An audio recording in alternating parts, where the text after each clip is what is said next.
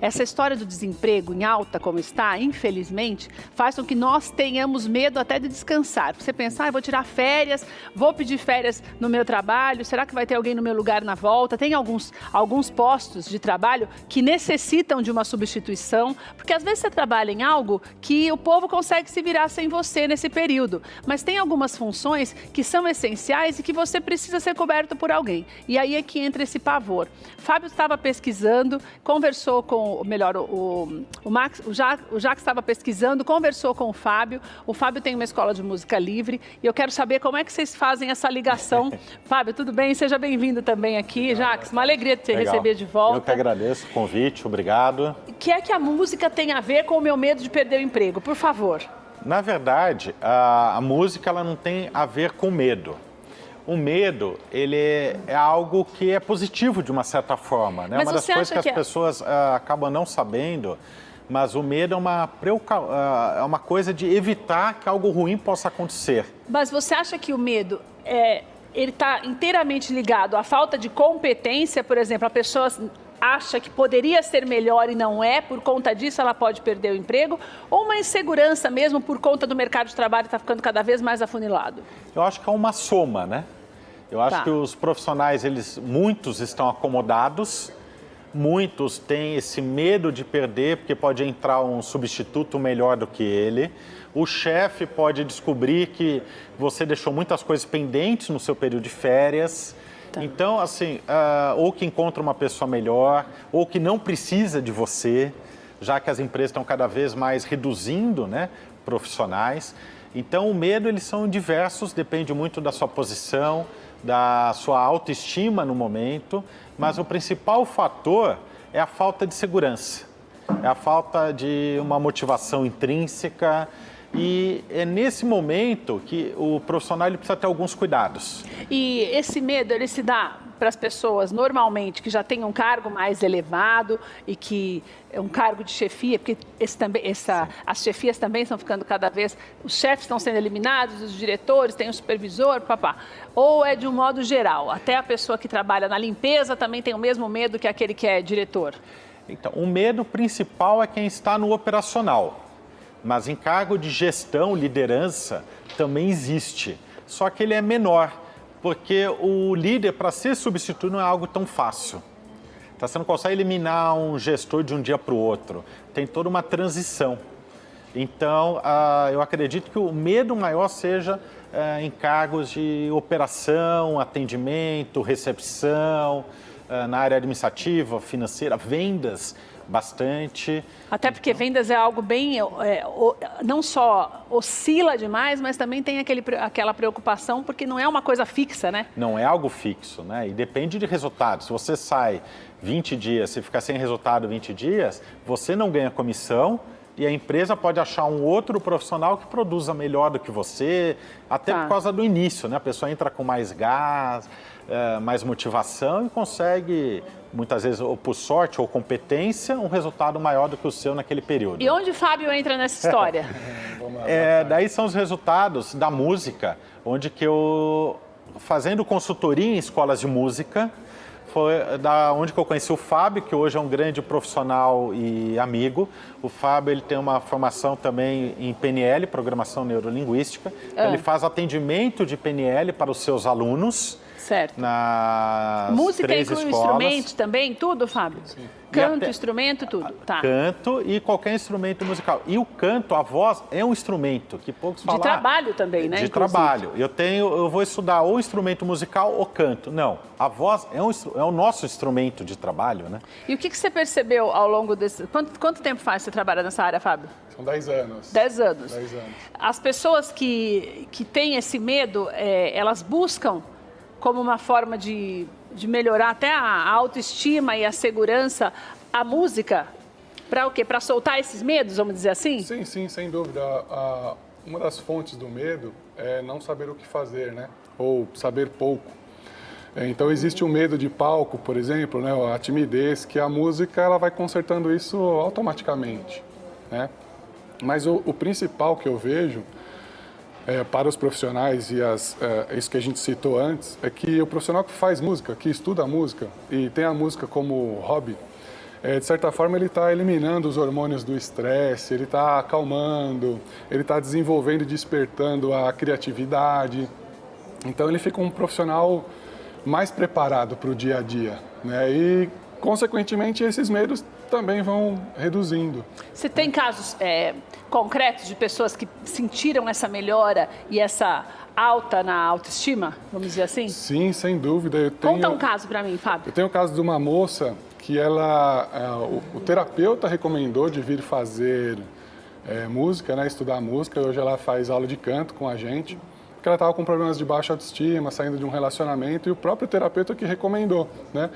E ela está fazendo a música como um complemento da terapia, né? Que não é nenhum caso de trabalho aí, um caso de, por exemplo, eu terminei, tomei um pé e acho que nunca mais vou ser feliz na vida.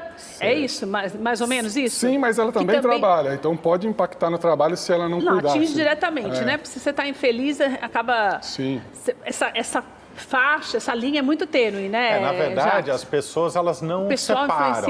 Aquela chega para trabalhar, deixa seus problemas pessoais fora. Não. É muito difícil, a pessoa é única. E quando ela começa a melhorar, não só a autoestima, na concentração motora, a coordenação motora, o desenvolvimento de pensar, que a música também ajuda a pessoa a se tornar mais criativa. E isso acontece sem que ela perceba no trabalho, no dia a dia. Ela começa a se tornar um profissional mais produtivo, com mais resultados. Então, quando comecei a conhecer o lado da música, fazer consultoria para escolas, eu comecei a observar nas outras empresas que eu faço consultoria, os profissionais que ou tocam instrumento musical ou que eles estudam. Então, na verdade, as pessoas que já praticam tem algum tipo de aula nessa área, você percebe a diferença delas mercado de trabalho, no ambiente de trabalho, No ambiente de trabalho, e é algo que dá para perceber, é nítido. Você conversa com o gestor, ele não sabe o motivo. Mas o fulano é diferente. Na hora que você perguntar, mas você toca algum instrumento musical? Eu toco. O mesmo serve, trazendo para uma analogia, trabalho voluntário. É o mesmo conceito. Quem faz trabalho voluntário tem o mesmo resultado próximo em produtividade, tudo, de quem estuda música. Ô, Fábio, você acha que o tipo de música, ele influencia também? Por exemplo, uma pessoa que quer fazer um instrumento, uma guitarra, porque gosta de tocar rock. E uma pessoa que gosta de estudar piano, porque você dificilmente vai tocar rock num piano. Então, isso também altera a maneira como a pessoa se comporta no mercado de trabalho? Sem dúvida, e excelente pergunta. O que acontece? Hoje, naturalmente, 40%, falando aí a grosso modo dos nossos alunos, são alunos que se envolveram na música por uma questão da igreja, né?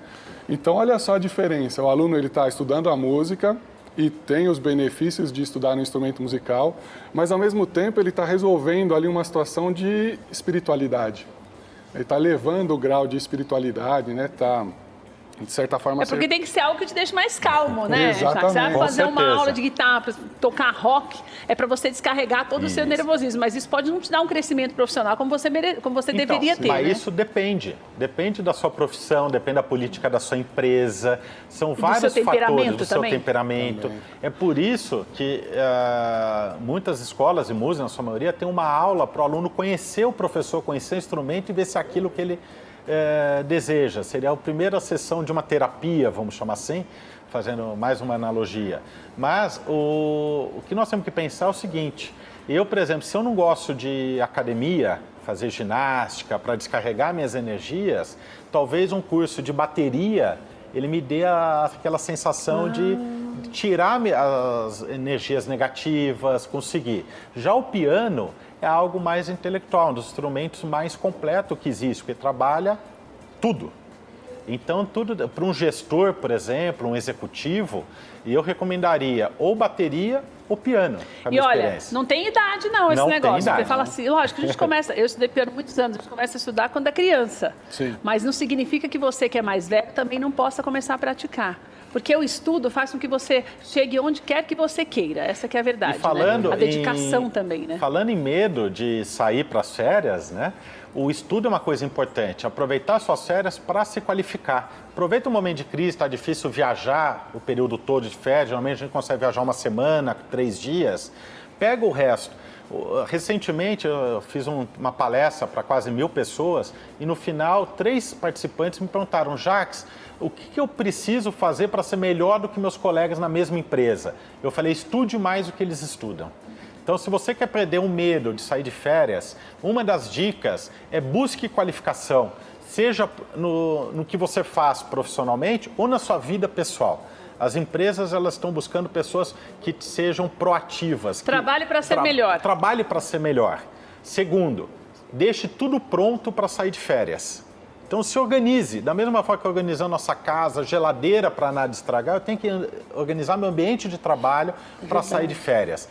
Deixar as pendências com alguém responsável, falar com o chefe, com o colega de trabalho. Já deixar definido e acordado com o chefe o que você terá que fazer quando voltar de férias, para que ele assuma um compromisso de te receber na volta das férias.